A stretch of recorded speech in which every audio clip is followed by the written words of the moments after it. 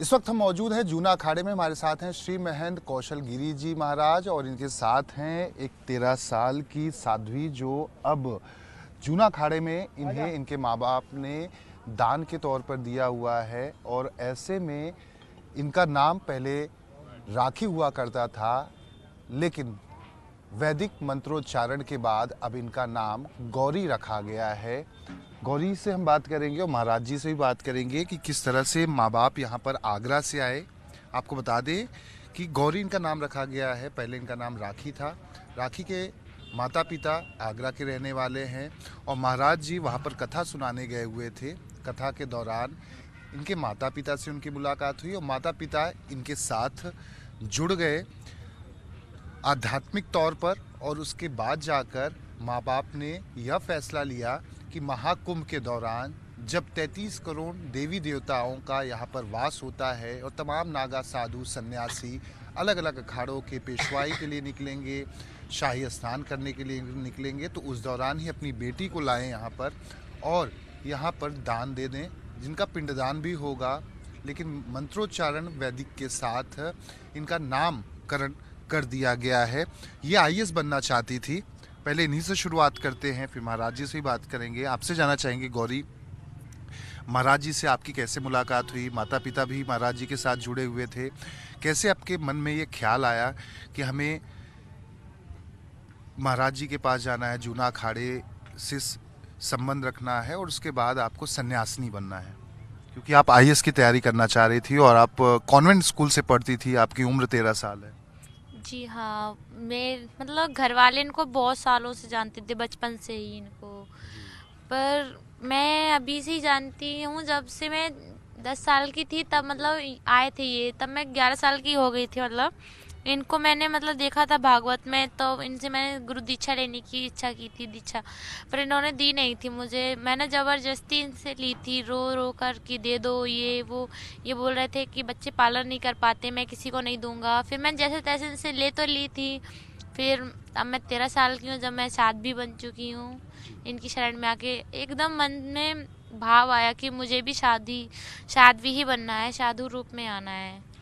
आपके माता पिता जब महाराज जी से मिले पाठ के दौरान, क्योंकि ये हमेशा वहाँ पर जाते रहते हैं आगरा में, तो ऐसे में आपके मन में कब ख्याल आया कि माता पिता भी जब से आप पैदा हुई उनको पूजा अर्चन करते हुए, भगवान का पाठ करते हुए, गुरुओं के बीच जाते हुए देखा आपने, उसके बाद आपके मन में ख्याल आया कि हमें भी माता पिता के रास्ते या गुरुजनों के रास्ते पर जाना चाहिए? जी हाँ, मैं मतलब कि भक्ति में ज़्यादा ही विलीन रहती थी, सब चीज़ को ज़्यादा मानती थी, भगवानों को, इस चीज़ में मैं ज़्यादा इंटरेस्ट रखती थी अपना। तो मतलब दीक्षा तो ले ली थी, उसके बाद मैं जाप भी किया करती थी। फिर मैंने सोचा भी था कि क्यों ना मैं साध्वी बन जाऊँ। मैंने बचपन से ही बोलती थी मम्मी से कि अगर नौकरी लगी तो लगी, नहीं तो फिर मैं एक माला लेके अनाथ आश्रम में साध्वी बन जाऊँगी, ये बोला था मैंने इनसे, मम्मी से। पर तब मैं छोटी थी, थोड़ा सुनवाई नहीं करते थे लोग, कोई सुनता नहीं थे मेरी। फिर अब यहाँ महाकुंभ के मेले में आए थे हम लोग, तो फिर मैंने गुरुजी से बोला था कि गुरुजी मुझे मतलब शादी बनना है आप लोगों की तरह। तो गुरुजी ने बोला कि ये कोई मामूली चीज़ नहीं है, ये लोहे के चने हैं, हर एक कोई नहीं इसको वो कर पाता, अभी आप छोटे हो, सब चीज़ मतलब बहुत इन्होंने 2-3 दिन समझाया। फिर उन्होंने बोला अपने मम्मी पापा से पूछो।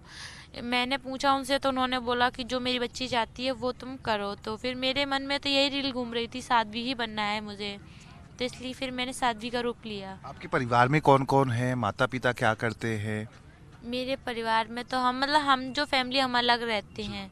मेरी एक छोटी सिस्टर है, मेरे मम्मी और मेरे पापा हैं और मैं हूँ, बस हम 4 पिताजी लोग। क्या करते हैं? मेरे पापा का पेठे का कारखाना है, फैक्ट्री है।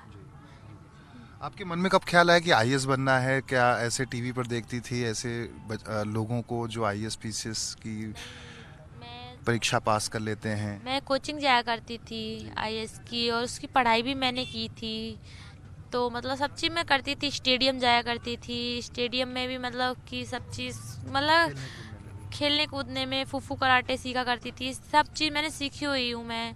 तो फिर मन में इसका भी विचार आया करता था, और मैं सबसे ज़्यादा तो आईएएस का आया करता था। मैंने ये सोचा थी कि अगर पढ़ लिख कर, उसमें कहते सब लोग कि तुरंत वो नौकरी मिलती नहीं, जल्दी नहीं मिलती है किसी को भी, तो मैंने कहा अगर नहीं मिलेगी तो मैंने कहा एक माला लेके मंदिर में ही बैठना है। मोह क्यों भंग हुआ ये अपना परिवार से या रिश्तों से कि अब हमें सनातन धर्म के लिए धर्म के प्रचार के लिए महाराज गुरु जी के बीच में जाना है, उनसे अपने पौराणिक कथाओं के बारे में सुनना है, ईश्वर के बारे में और जानना है, सनातन धर्म का विकास कैसे हो?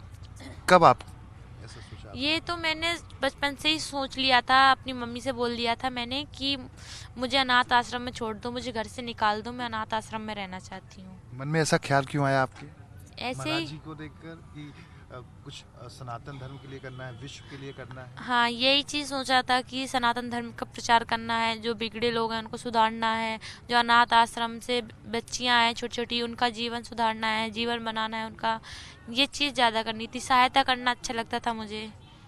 महाराज जी से बात करेंगे, जानने की कोशिश करें। महाराज जी, आपसे जानना चाहेंगे, जब बच्ची और बच्ची के माता पिता आपके पास आए, अब इनका नाम गौरी है, सन्यासिनी है, तो आपने कितना कुछ बताया, इनको समझाया कि ये रास्ता बहुत ही ज़्यादा कठिन होगा, दुर्भर होगा और इस पर चलना आपके लिए खाने का काम नहीं होगा, ये आग पर चलने के समान होगा? बिल्कुल लोहे के चना है, तो बहुत नंगी तलवार पे चलना है, बहुत कठिन है। हम तो अब इसके दिमाग में गुरु महाराज ने कभी पूर्व जन्म के भर के भेज दिया है, तो उसको क्या रंग बता हम बदल सकते हैं? बदल सकते हैं भाई। जो पेन राइडर पहले ही भर रहा है तो उसमें नहीं चढ़ेगा दूसरे का, जब खाली होगा जब भी तो पेन राइडर में कुछ भर जाएगा, तो ये पेन राइडर पहले ही ओवरटेक है।